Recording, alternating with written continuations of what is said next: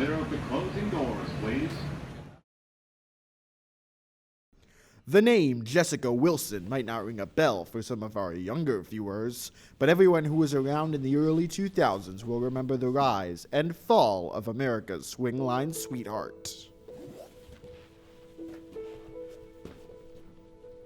Thank you.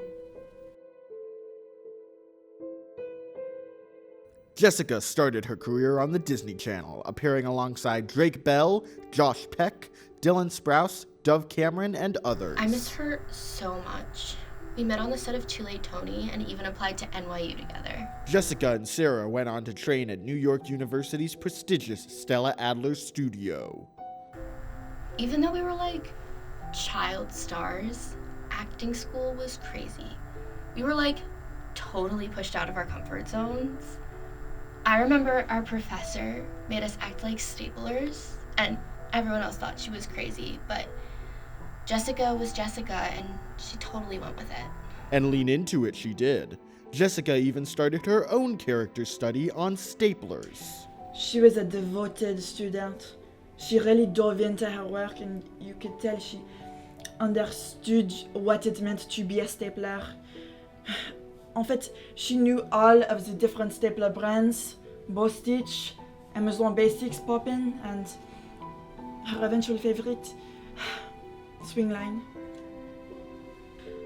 I don't think she was necessarily more devoted to staplers than anything else, but she did it as a thing to get noticed by the casting directors.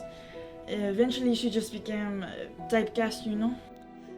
Jessica's big break came during her junior year, when she booked the stapler role on Wolf of Wall Street. It was around that time I introduced her to the method of acting. It was a terrible mistake. I'm sorry, I can't do this anymore.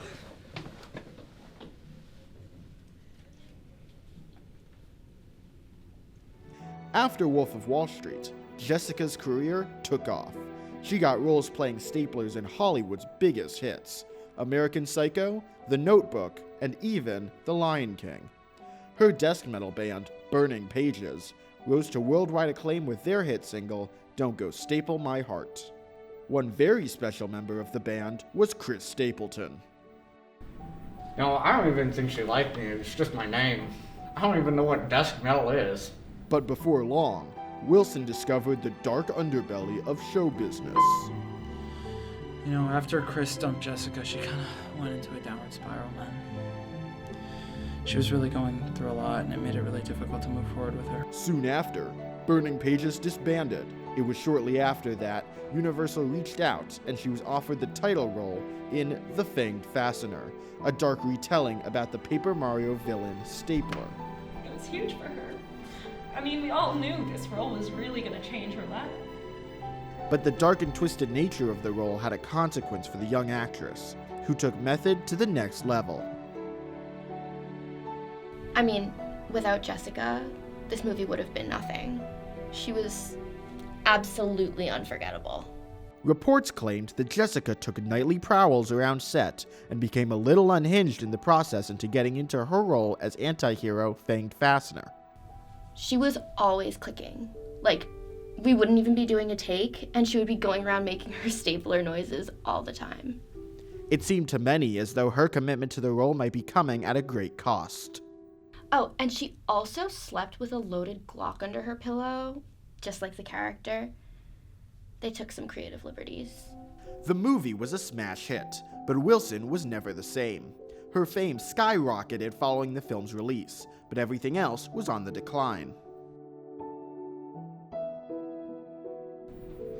I think she was just really lonely after that. When you're that famous, it's hard for anyone to understand what you're going through. Jessica hadn't been in a committed relationship since she had broken things off with Stapleton, and reportedly resorted to other methods of companionship. We received an order for a human-sized stapler. It was an odd request, and it came in under a fake name. The final product was a 6-foot-long, fully functional Swingline 747. Wilson used the replica, which she reportedly nicknamed Smasher, as a sex doll. On December 8th, 2018, I got the call Jessica had been attempting to finger the stapler, but with her eyeballs. And, the way the police put it to me was that it had went straight through her. They were so extremely small, and she a bunch of staplers that were like,